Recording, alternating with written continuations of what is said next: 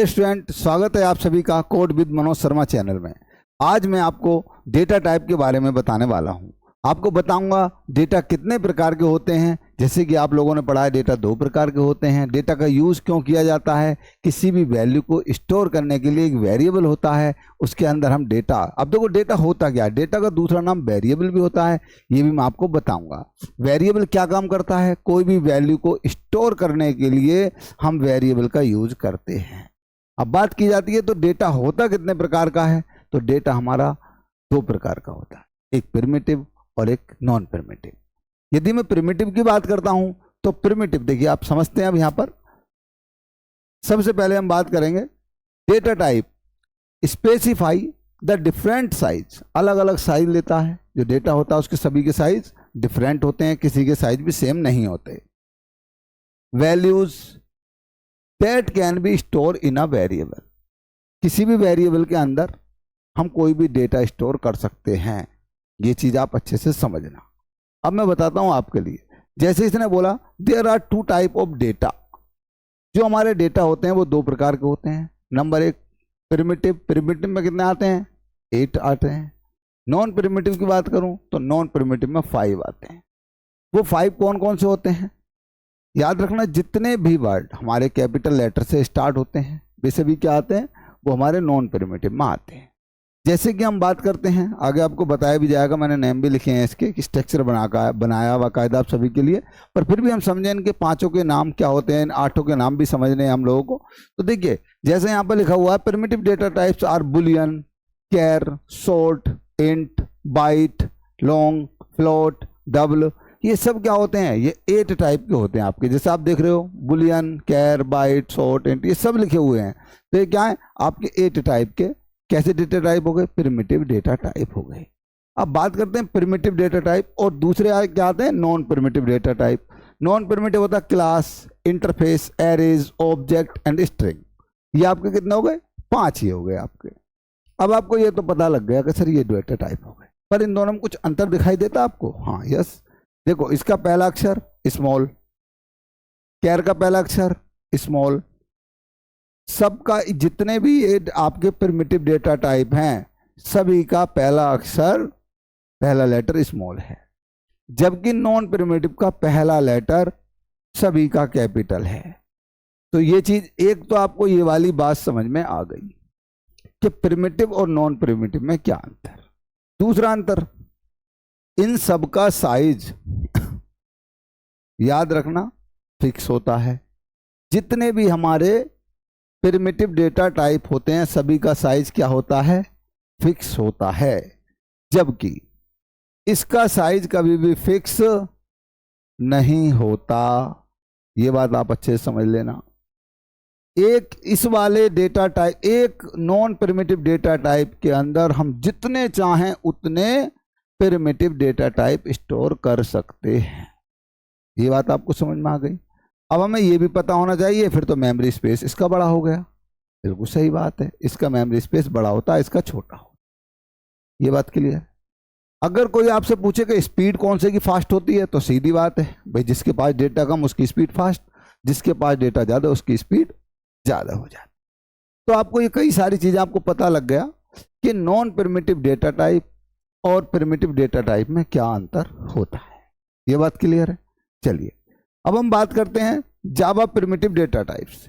इसमें क्या बोला गया है, Java language primitive data type are building block of data manipulation, these are the most basic data type available in Java language. तो ये data type के बारे में बता रहा हूँ जो मैं आपको पहले बता चुका हूँ कि ये बिल्डिंग बनाने का काम करते हैं। छोटे छोटे ब्लॉक होते हैं, जैसे मैंने आपको बताया सभी क्या छोटे छोटे ब्लॉक हैं, और ये क्या एक बिल्डिंग है।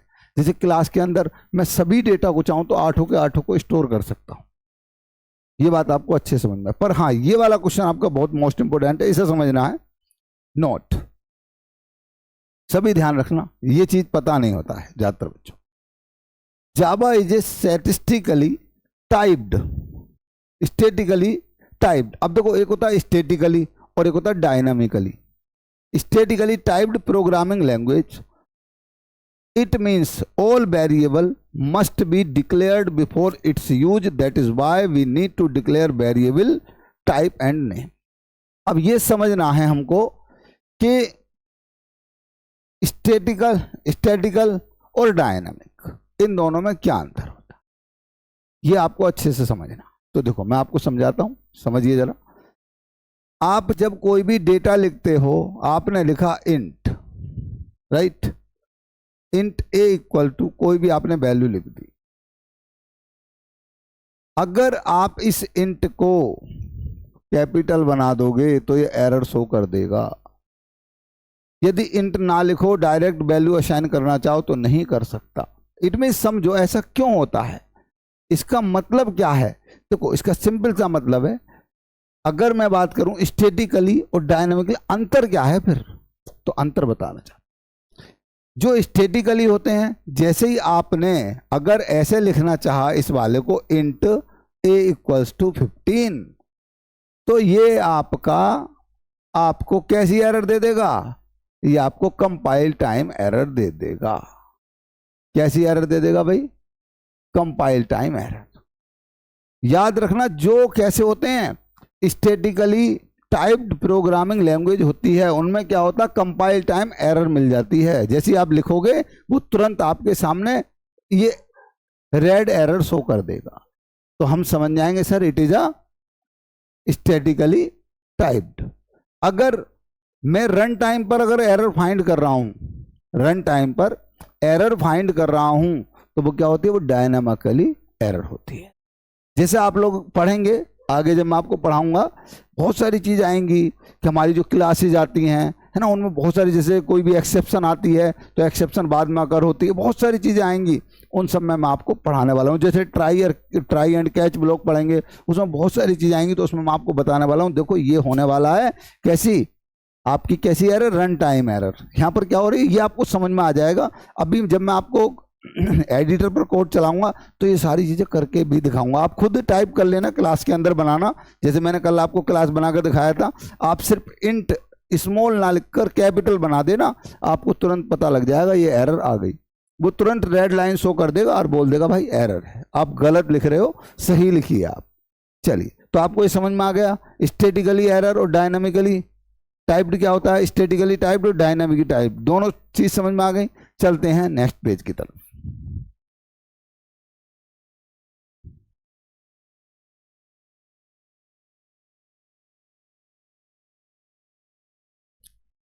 अब देखिए नेक्स्ट मैं आपको समझाता हूँ इसमें क्या है। हमारा जो नेक्स्ट पेज होगा, ये मैंने आपको देखो इस तरीके से समझाए हैं। कुछ हमारे जो डेटा टाइप होते हैं, हमारे जो डेटा टाइप हैं वो कुछ किस तरीके से हैं, जो हमारे प्रिमिटिव डेटा टाइप हैं।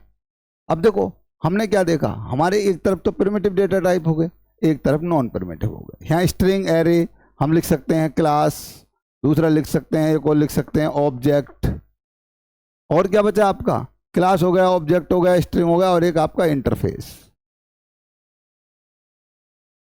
तो आपको ये पता लग गया कि 5 हमारे नॉन प्रिमिटिव। इन्हें छोड़ दीजिए, अभी इनके ऊपर भी चर्चा करेंगे, काफी डिटेल से नहीं बताने वाला हूं। अब हम बात करते हैं प्रिमिटिव। देखो प्रिमिटिव को 2 जगह डिवाइड कर दिया गया, एक तो बुलियन में और एक न्यूमेरिक में। एक बुलियन में और एक न्यूमेरिक में। अब न्यूमेरिक को भी 2 जगह तोड़ा गया, एक कैरेक्टर में तोड़ दिया और दूसरा इंटीग्रल में तोड़ दिया। इंटीग्रल की बात करूं तो इंटीग्रल को भी 2 जगह तोड़ दिया, एक इंटीजर में तोड़ दिया और एक फ्लोटिंग पॉइंट में तोड़। अब ये समझना है इसे कैसे तोड़ा, इसे ऐसे कैसे तोड़ा गया। तो देखिए याद रखना, जो कैरेक्टर होता है न्यूमेरिक होता है, जो कैरेक्टर होता है वो नंबर होते हैं, पर कैसे नंबर होते हैं, वो यूनिनरी नंबर होते हैं। यूनिनरी नंबर होते हैं, जो याद रखेंगे हम। यूनिनरी नंबर जो होते हैं वो हमारे किस में आते हैं, न्यूमेरिक में ही आते हैं, जो कैरेक्टर में आते हैं। ये चीज आप याद रखेंगे, मैं बताऊंगा अभी डेटा जब इसका पढ़ाएंगे कैरेक्टर का, तब उसमें डिटेल से मैं बताने वाला हूं कैसे कैसे क्या क्या होता है। जबकि बात करूं दूसरा इंटीग्रल होते हैं। इंटीग्रल में क्या होते हैं, जो हमारे इंटीजर होते हैं और फ्लोटिंग नंबर। फ्लोटिंग नंबर कौन से होते हैं, जिनमें पॉइंट लगा होता है, जिनमें पॉइंट वैल्यू दर्शाई जाती है उसे हम फ्लोटिंग पॉइंट नंबर बोलते हैं, और जो हमारे सामान्य नॉर्मल नंबर लिखे जाते हैं उन्हें हम इंटीजर बोलते हैं। जैसे इंटीजर में आप देखो, यहाँ बुलियन में देखिए, बुलियन में क्या है, कोई नंबर नहीं आता, इसलिए ये न्यूमेरिक नहीं हो सकते। याद रखना, इसमें क्या नहीं आता, नंबर नहीं आता। इसकी जो वैल्यू आती है वो ट्रू और फॉल्स आती है। क्या आती है, ट्रू और फॉल्स। इस बात का आप बहुत अच्छे से याद रखना कि बुलियन क्लास का कभी भी कोई नंबर नहीं होता। एक बात, कैरेक्टर, ये मानता हूं ये न्यूमेरिक है, इसमें नंबर शो होते हैं, इसमें नंबर शो होते हैं, परंतु इसमें कैरेक्टर भी शो होते हैं। जैसे इसमें हम ए को भी प्रिंट करा सकते हैं, सब नंबर ही नहीं आएंगे, ये बात भी आप अच्छे से याद रखें। बताऊंगा, इसके बारे में भी चर्चा करेंगे अभी, नेक्स्ट वही टॉपिक आ रहा अपना। अब बात करते हैं इंटीजर। तो इंटीजर में ये वो हैं वाइट, शॉर्ट, इंट, लॉन्ग, इनमें कोई भी डेसिमल का यूज नहीं होता। बात करूं फ्लोटिंग पॉइंट, इन दोनों के अंदर डेसिमल का यूज होता है। इनकी खासियत क्या होती है, इसकी जैसे मुझे 258 पॉइंट कुछ भी लिखना है 79, तो इसके पीछे मुझे एफ जरूर लगाना पड़ेगा, चाहे तो स्मॉल लगा दूं या कैपिटल। यदि मैंने एफ नहीं लगाया तो ये एरर शो करने लगेगा। नेक्स्ट बात करते हैं डबल। अगर मैं यहाँ लिखता हूँ 9875 कुछ भी करके लिख देता हूँ और यहाँ पर 96, तो चाहूँ तो मैं डी लगा दूं और चाहूँ तो ना लगाऊं, ये मेरा ऑप्शनल होता है। इसमें भी चाहो तो स्मॉल लगा सकते हो, चाहो तो कैपिटल लगा सकते हैं, आप दोनों तरह के ऐप लगा सकते हो। यहाँ पर क्या है, ये आपका ऑप्शनल होता है। ये बात समझ में आ गई। इसकी वैल्यू डिफॉल्ट भी होती है। अगर कभी कभी क्या होता है, कोई फ्लोट वैल्यू है, अगर उसके आगे से अगर आपने फ्लोट वैल्यू लिख रखी है, तो आप चाहें तो डबल के अंदर जाके इस वाली वैल्यू को सेव कर सकते हैं। ये बात आपको समझ में आई। आगे नेक्स्ट बताने वाला हूं आपको और इसे अच्छे से समझिए। तो ये चीज़ आपको समझ में आ गई होगी कि हमारे जो प्रिमिटिव होते हैं वो कितने प्रकार से कैसे कैसे होते हैं। नंबर एक, बुलियन और न्यूमेरिक में डिवाइड कर दिए जाते हैं। न्यूमेरिक को दो जगह तोड़ दिया जाता है। कहाँ तोड़ दिया जाता है न्यूमेरिक को? देखो दो जगह कैसे तोड़ा, एक कैरेक्टर में तोड़ा और एक इंटीग्रल में तोड़ा। इंटीग्रल को भी दो जगह तोड़ दिया गया, एक इंटीजर में और एक फ्लोटिंग नंबर में, क्योंकि हमारे जो नॉर्मल नंबर होते हैं एक दशमलव वाले होते हैं, एक बिना दशमलव वाले होते हैं। तो ये चीज़ आपको अच्छे से क्लियर समझ में आ गई होगी। नेक्स्ट चलते हैं। अब नेक्स्ट क्या देखेंगे, मैं आपको बताने वाला हूँ जो हमारे ये प्रिमिटिव टाइप होते हैं। अब देखिए, इसमें मैंने बहुत अच्छे से आपको सारणी बनाई है, इसे बहुत अच्छे से समझना। अब इसमें क्या क्या मैंने बताया है, देखिए मैंने आपको इधर लिखाया है डेटा टाइप। ये आपके 8 1 2 3 4 5 6 7 8 आपके 8 डेटा टाइप हो गए। चलिए, मैंने इधर लिखा है डेटा टाइप, इधर लिखा है डिफॉल्ट वैल्यू। ये सब क्या है, ये सारी डिफॉल्ट वैल्यू आपकी नजर आए। याद रखेंगे सभी की डिफॉल्ट वैल्यू क्या होती है, 0 होती है। अब देखो ये वाली वैल्यू जो है ये क्या है, ये यूनिटरी नंबर है। ये क्या है, यूनिटरी नंबर है, यूनिटरी नंबर। तो ये जो यूनिटरी नंबर होता है इसे हम क्या करते हैं, ये हमारा कैरेक्टर टाइप होता है। जो यूनिकोड हमारा होता है ये, इसे क्या बोलते हैं हम, यूनिकोड। याद रखना इसे क्या बोलेंगे, यूनिकोड। तो ये जो यूनिकोड है इसकी जो वैल्यू जब आप इसे प्रिंट करेंगे कैरेक्टर में ले जाकर, तो कुछ इस प्रकार से इसकी वैल्यू आएगी। आपको नहीं पता इसका मतलब क्या है। इसी वैल्यू को यदि आप इंट के अंदर सेव कर दें, यदि आप लिख दें इंट a इक्वल्स टू और ये वाली वैल्यू आप दे दो,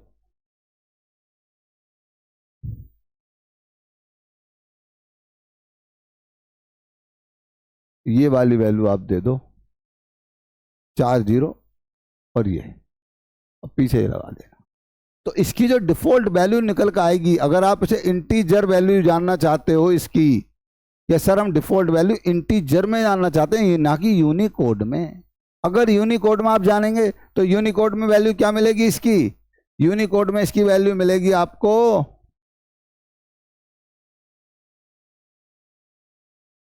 इसकी वैल्यू जो मिलने वाली है यूनिकोड के अंदर, वो क्या मिलने वाली है, वो कुछ ये मिलने वाली है, ये वाला बॉक्स मिलने वाला आपको यूनिकोड वैल्यू। परंतु जैसे ही आप इसकी इंटीजर वैल्यू बनाएंगे तो आपको आंसर मिलने वाला है 0। तो मैंने आपको क्या बताया, सभी की डिफॉल्ट वैल्यू जो होती है वो 0 होती है। एक बात बुलियन में एक चीज और समझ लीजिए, फॉल्स बराबर 0 मिल जाएगा, ट्रू बराबर 1 मिल जाएगा, क्योंकि सभी की डिफॉल्ट वैल्यू क्या होती है, 0 होती है। इस बात को आप अच्छे से समझ लेना। कभी बोलें कि सर फॉल्स की वैल्यू क्या होती है, बोले 0, ट्रू की वैल्यू क्या होती है 1। वैसे ऐसा कुछ होता नहीं, पर आप समझ लीजिए, फिर भी अगर इसे समझना है, आपको कभी कभी वैल्यू पूछ लेता है तो आप बोलना फॉल्स की 0 होती है, ट्रू की 1 वैल्यू होती है, क्योंकि जितनी भी डिफॉल्ट वैल्यू होती हैं हमारे प्रिमिटिव डेटा टाइप के अंदर वो सभी क्या होती हैं, वो 0 होती हैं। चलिए अब समझते चलेंगे आगे को। और बाइट, सबसे पहले हम बात करें बुलियन।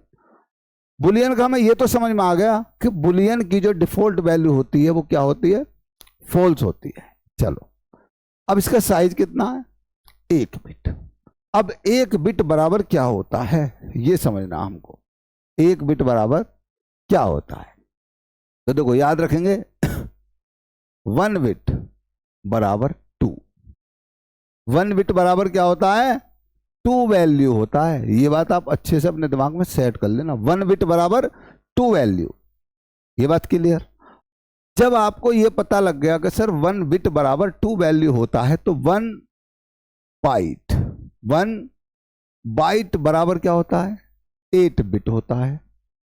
8 बिट होता है, क्या समझे। 1 बाइट में कितने बिट होते हैं, 8 बिट होते हैं। अब इसकी वैल्यू कैसे कैसे निकाली जाए वो मैं आपको अभी अच्छे से बताने वाला, बस थोड़ा सा पेशेंस रखिए। जैसे हमने बात की, यहां पर हम आए तो इसकी वैल्यू कितनी हुई, 2 वैल्यूज आती हैं इसके अंदर। तो 2 वैल्यूज में एक तो हो गई ट्रू और दूसरी हो गई फॉल्स। भाई यहां तक बात क्लियर है, क्योंकि इसके अंदर इसका साइज है 1 बिट और इसके अंदर वैल्यू है ट्रू एंड फॉल्स। तो हम बात करेंगे कितनी वैल्यू है इसके अंदर, 2 वैल्यू। इसकी अगर मैं रैपर क्लास बनाऊं, इसकी अगर मैं रैपर क्लास बनाऊं तो रैपर क्लास क्या बनेगी, बुलियन। मींस अंतर क्या होगा, इसका बी स्मॉल इसका बी कैपिटल। मैंने बनाकर दिखाया रैपर क्लास। मैं ये भी बताऊंगा रैपर क्लास बनाते क्यों हैं, क्योंकि हमारी जो जावा है 100% ऑब्जेक्ट ओरिएंटेड नहीं है। किसकी वजह से, इसकी वजह से, क्योंकि इस वाले डेटा का ऑब्जेक्ट नहीं बन सकता। ये बात क्लियर है। परंतु जब मैं इन्हें इस प्रकार से कन्वर्ट कर दूंगा, इसकी रैपर क्लास बना दूंगा, तो रैपर क्लास बनाने से मुझे क्या, ऑब्जेक्ट बनाने में आसानी हो जाएगी। और जब भी हमारी जावा 100% ऑब्जेक्ट ओरिएंटेड कहलाएगी, क्योंकि यहाँ जब तक रहेगा मेरा डेटा, जब तक यहाँ पर रहेगा मेरा डेटा, तब तक वो वेरिएबल के नाम से कॉल होगा, ना कि ऑब्जेक्ट बनाकर मैं उसे कॉल कर सकता हूं। तो ये बात क्लियर है। यदि मुझे इस वाले डेटा को ऑब्जेक्ट बनाकर कॉल कराना है तो मुझे इसकी रैपर क्लास बनानी पड़ेंगी ही पड़ेंगी, तब हमारी जावा हो जाएगी 100% ऑब्जेक्ट ओरिएंटेड। चलिए अब समझते हैं। अब बुलियन क्लास मुझे पता लग गया कि बुलियन क्या है, एक क्लास का नाम है रैपर क्लास। इसकी पेरेंट क्लास क्या है, इसकी पेरेंट क्लास है ऑब्जेक्ट। ये बात आप याद रखें। कभी कभी कुछ पूछ लेते हैं कि सर बुलियन की जो पेरेंट क्लास होती है वो नंबर होती है। नहीं नहीं, कभी मत बोलना नंबर होती है। नंबर सिर्फ और सिर्फ, नंबर सभी की होती है, बस 2 की नहीं होती, बस 2 का छोड़ देना। एक कैरेक्टर, कैरेक्टर की कभी पेरेंट क्लास नंबर नहीं होती। कैरेक्टर नंबर टाइप का होता है, ये बात बिल्कुल सही है। कैरेक्टर नंबर टाइप का हो सकता है, पर कैरेक्टर की कभी भी पेरेंट क्लास नंबर नहीं हो सकती। अब आप कहोगे सर कैसे नहीं हो सकती, तो आप मुझे कभी भी इस नंबर के अंदर जो ये कैरेक्टर है ये मुझे नंबर नाम की क्लास के अंदर सेव करके दिखा देना। किस प्रकार से, जैसे देखो हमने लिखा नंबर और यहां लिख दिया n1 = 2। आप इस वाले को सेव करके दिखा देना मुझे, मैं समझ जाऊंगा कि मैं गलत हूं अपनी जगह। इस प्रकार से नहीं कर सकते हम सेव, हम कैरेक्टर को नंबर में सेव नहीं कर सकते, लेकिन हम नंबर में हर डेटा को सेव कर सकते हैं, चाहे वो आपका इंट हो, चाहे वो आपका फ्लोट हो। मैं 256.89F बिल्कुल नंबर के अंदर सेव कर सकता हूं। अब बात करते हैं सर वो कैसे, तो आप करके देखना, इसे सेव आराम से होगा। यदि आप इस वाले डेटा को सेव करेंगे एरर दिखाएगा, लेकिन इसे आप जैसे ही ऑब्जेक्ट में सेव करेंगे तो ये बिल्कुल सही हो जाएगा। और याद रखना ऑब्जेक्ट में इसका ओ कैपिटल बनाना, स्मॉल मत बना देना, वरना गड़बड़ी हो जाएगी। ये बात क्लियर है। चलिए अब आपको याद रखना सिर्फ 2, बुलियन और कैरेक्टर, ये दो क्लास ऐसी होती हैं, इनकी पेरेंट क्लास ऑब्जेक्ट होती है, बाकी सभी की पेरेंट क्लास क्या होती है? नंबर होती है। और नंबर की पेरेंट क्लास क्या होती है? वही बात आ गई फिर, ऑब्जेक्ट होती है। नंबर की पेरेंट क्लास क्या होती है? ऑब्जेक्ट होती है। ये बात भी आपको पता होना चाहिए। नंबर की पेरेंट क्लास क्या होगी? ऑब्जेक्ट होगी। अब ऑब्जेक्ट क्यों? तो अगर आपसे कोई पूछे तो आप बोलो sir object is the parent class of all classes.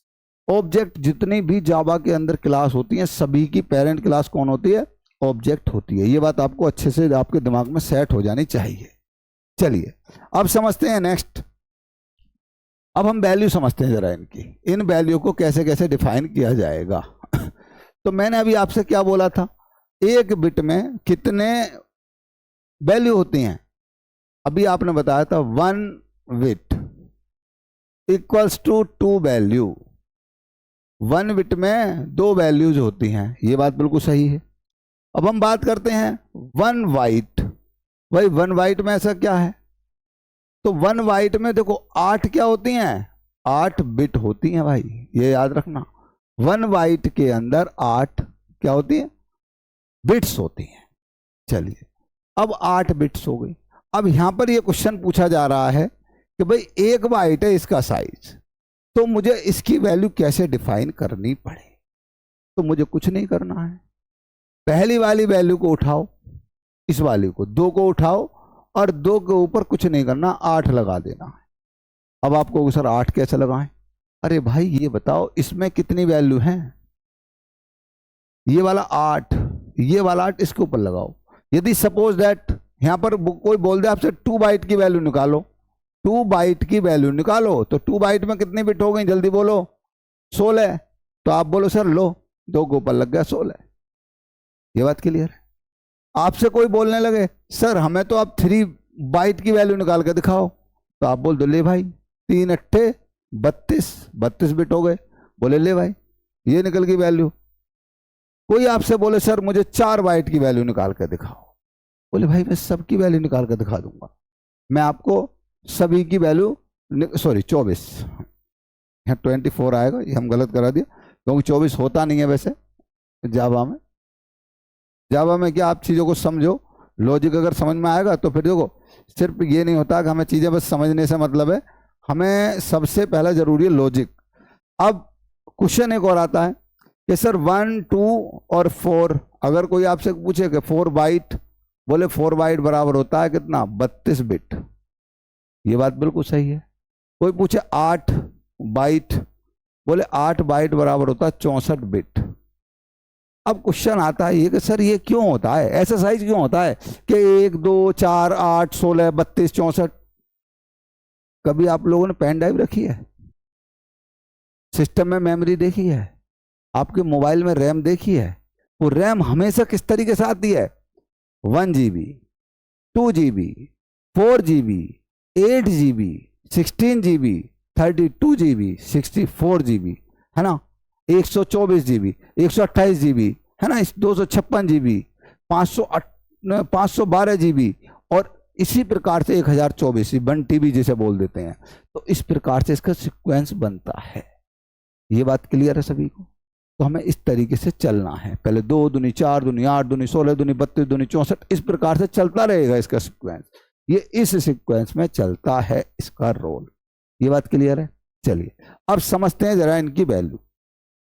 अगर कोई मुझसे पूछे कि इस वाले की वैल्यू बताओ, इस वाले की वैल्यू बताओ, 1 बाइट बराबर 8 बिट होती है, बिल्कुल सही बात है। तो 2 की पावर 8, जरा इसे सभी को एक बार करते हैं।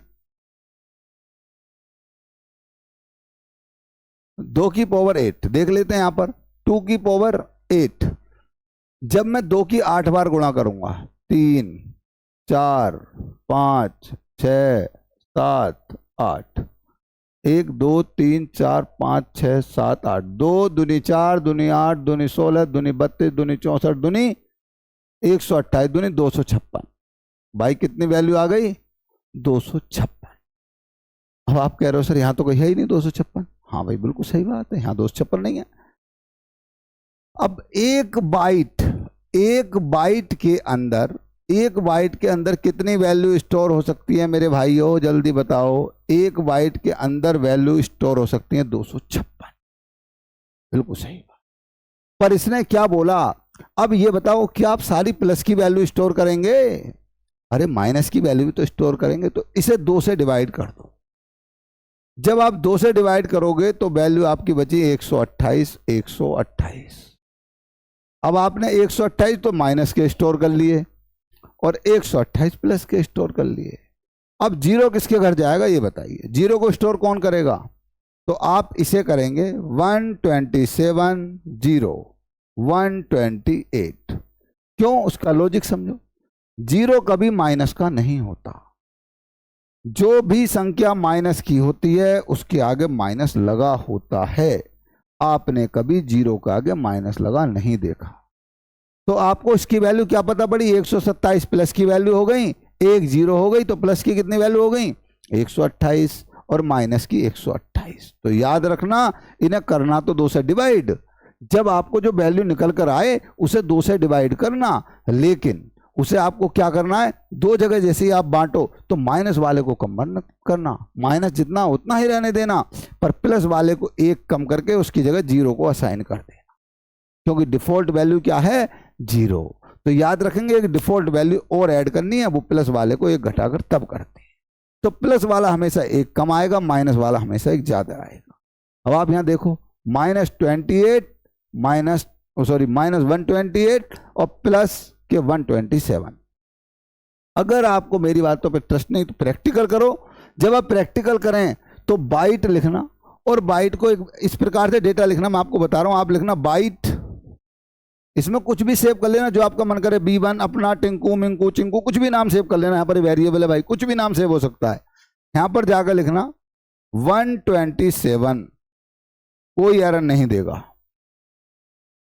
जैसे ही आपने 128 लिखोगे तुरंत एरर दे देगा, मेरी गारंटी है इस बात की, ना दे तो मुझसे आगे मिलना।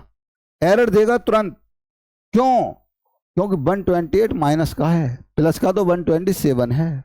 इससे ज्यादा वैल्यू इसमें आप सेव नहीं कर सकते। ये बात क्लियर है? चलिए अब नेक्स्ट चलते हैं। अब आते हैं हम इसकी तरफ। दूसरा वाला क्वेश्चन बहुत अच्छा है हमारा। दूसरे वाले क्वेश्चन को समझेंगे बहुत अच्छे से, इसमें हम थोड़ा चर्चा ज्यादा करेंगे।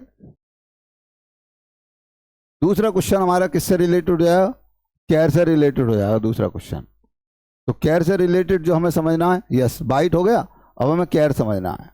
कैर में क्या है? तो देखो, आपने कैर में क्या देख रहे हैं आप, कैर का कितना है? 2 बाइट। अब 2 बाइट का मतलब क्या होता है समझिए, 2 bite equals to 16 bits.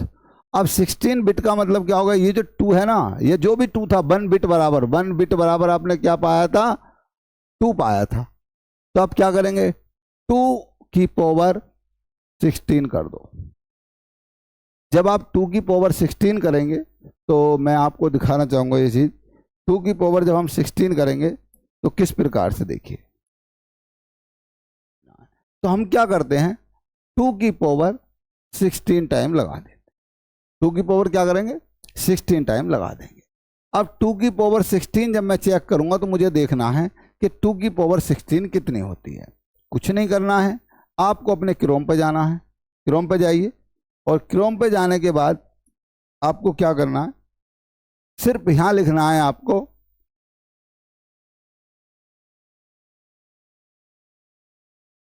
To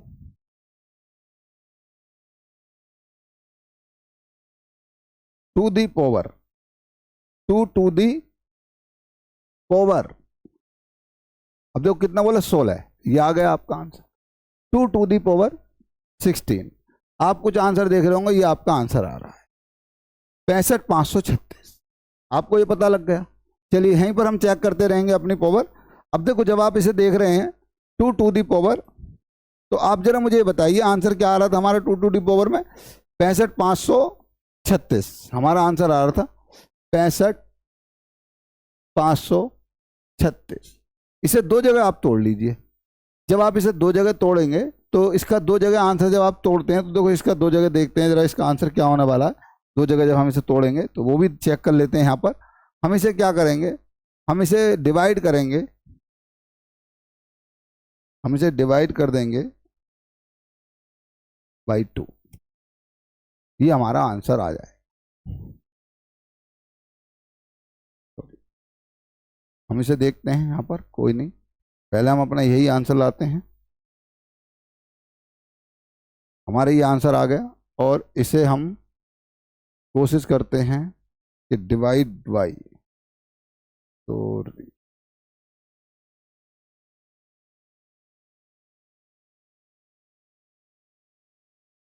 divide by 2, तो ये हमारा आंसर आ जाएगा इक्वल्स टू 32,768, 32,768। तो 65,536 आपने देखा, 65,536, 32,768। चलिए हम चेक करते हैं जरा अपना ये। अब हमें क्या आंसर मिल रहा है, देखो 32,768। अगर मैं इन दोनों को जोड़ रहा हूं, क्योंकि इसमें एक जीरो भी वैल्यू आती है, मैंने आपको बताया था माइनस की वैल्यू हमेशा क्या होगी, माइनस की वैल्यू हमेशा एक ज़्यादा होगी और प्लस की वैल्यू हमेशा एक कम होगी। तो यहाँ पर एक इसमें क्या ऐड होगा, जल्दी बताइए, इसके अंदर एक जीरो भी ऐड होगा। जब जीरो ऐड हो जाएगा तो मुझे पता है ये भी 68 और ये भी 68। अब मेरी वैल्यू आ जाएगी जो मेरी आनी चाहिए। इसी प्रकार आप सारी वैल्यूज़ को निकालते रहें और आपको सारी वैल्यूज ऐसी मिलती रहेंगी। ये चीज़ आपको अच्छे से समझ में आ गई। आई होप, मैं उम्मीद करता हूँ कि आपको सारी चीज़ें अच्छे से समझ में आ गई होंगी कि किस प्रकार से हमारी वैल्यू निकलती हैं। जैसे अगर कोई आपसे बात करता है कि भाई ये बताइए इंट की वैल्यू निकाल के दिखाओ, तो कोई प्रॉब्लम नहीं है, आराम से निकाल सकते हो। सबसे पहले आप ये समझो, ये क्या लिखा हुआ है, ये लिखा हुआ है 4 बाइट। क्या लिखा हुआ है, 4 बाइट। 4 बाइट में कितने बिट होते हैं, तो 4 की गुणा 8 से कर दो, बराबर क्या हो गया 32। आपको केवल क्या करना है, 2 की पावर 32 करना है बस। 2 की पावर जैसे 32 करेंगे तो ये अपनी वैल्यू, जो भी वैल्यू दे उसे 2 से डिवाइड कर देना, आपका आंसर आपके सामने। जैसे मैं आपको करके दिखाता हूं, देखिए समझिए जरा, मैं आपको किस प्रकार से, यहां पर 2 की पावर कितनी है 16, हमें कितनी करनी है 32, तो 32 कर लेते हैं। यहां पर 2 की पावर 32 कहीं ना कहीं दे रखा होगा, ये दे रखा है, नहीं भी दे रखा होगा लिख लेते। तो देखो ये कुछ इस प्रकार से वैल्यू आ रही है 4294964, ये इस प्रकार से। तो मुझे क्या करना है, मुझे इस वैल्यू को देखना है। तो मुझे क्या करना है, इसके गए, हमने भाग का चिन्ह लगाया और 2 से भाग कर दी और हमारी वैल्यू निकल कर आ गई। ये 2147 याद रखना इस संख्या को, 2147 48 36 48, 2 डिजिट 4 6 8 10 डिजिट आ रहे हैं हमारे, और बाद में आ रहा है 36 48। चलो देखते हैं जरा, क्या यही आंसर है हमारा। देखिए ये क्या आ रहा है, इंट में आ जाइए 36 48, यही आंसर है। मैंने बोला था जो प्लस का होता है वो एक कम होता है, तो यही हमारा आंसर आने वाला है। तो इसी प्रकार से हम सभी वैल्यूज का आउटपुट निकाल सकते हैं। तो ये चीज़ आपको अच्छे से समझ में आ गई होगी। अब आप ये समझ जाइए, ये वाली क्लास जो होती हैं ये सभी क्या हैं, ये आपकी रैपर क्लास हैं, ये आपकी पेरेंट क्लास हैं। किसकी, इन रैपर क्लास की। कभी आपसे अगर कोई क्वेश्चन पूछे कि भाई ये बताइए कि रैपर क्लास जो हैं, जैसे सपोज दैट बुलियन की पेरेंट क्या बोले ऑब्जेक्ट, बाइट की पेरेंट क्या नंबर, कैरेक्टर की पेरेंट ऑब्जेक्ट, शॉर्ट की पेरेंट नंबर, ये सभी मैंने आपको सीक्वेंस से लिख रखी हैं। और कोई पूछे कि नंबर की पेरेंट क्लास बताइए, अगर कोई आपसे ये पूछ बैठे कि नंबर की पेरेंट क्लास बताइए, तो आप सीधा बोल देना सर नंबर की पेरेंट क्लास होती है ऑब्जेक्ट। ये बात clear, object is the parent class of all classes. उम्मीद करता हूं आप सभी को वीडियो समझ में आया होगा, सारी चीजें आपको अच्छे से क्लियर हो गई होंगी। नेक्स्ट टॉपिक में बताने वाला हूं कि प्रिमिटिव डेटा और नॉन प्रिमिटिव डेटा दोनों में क्या अंतर होता है। यदि आपको मेरी वीडियो अच्छी लगती है, मेरी वीडियो आपको पढ़ाना का तरीका सही लगता है, तो कमेंट बॉक्स में ज़रूर लिखें, मुझे बताएं। कोई आपको कहीं अगर ऐसा लगता है कि सर ये डाउटफुल रह गया है, इसमें डाउट है, चीज़ मुझे समझ में नहीं आई, तो आप मुझे उसे बोल सकते हैं, राइट। इसी प्रकार की अगर वीडियो आपको चाहिए तो मेरे चैनल को ज़्यादा से ज़्यादा शेयर करें, सब्सक्राइब करें, लाइक करें, ताकि मैं आपको ऐसी ऐसी अच्छी अच्छी वीडियो लाता रहूं। मैं काफ़ी डिटेल से आपको बताने वाला हूं चीज़ों को कि हम क्यों करते हैं, क्या होता है ऐसा। दूसरी चीज़, मैं वही चीज़ दे रहा हूं जो मेरे मन में आ रही हैं। अगर आपको कोई नए कॉन्सेप्ट चाहिए, आपको चाहिए सर मुझे ये भी जानना है, मुझे ये भी जानना है, तो एटलीस्ट आप मुझे कमेंट करके ये तो बता सकते हैं कि सर आप इस टॉपिक पर वीडियो चला दीजिए। आप मुझे ये वाली चीज़ बता दीजिए, तो मैं आपको वही कॉन्सेप्ट आपका क्लियर नेक्स्ट वीडियो में कर दूंगा, चाहे मुझे उसके लिए एक एक्स्ट्रा क्लास डालनी पड़े, उससे मुझे कोई फर्क नहीं पड़े। तो कृपया आप बने रहें मेरे चैनल पर, देखते रहें, लाइक करें, सब्सक्राइब करें, शेयर करें। Thank you, have a nice day, bye bye.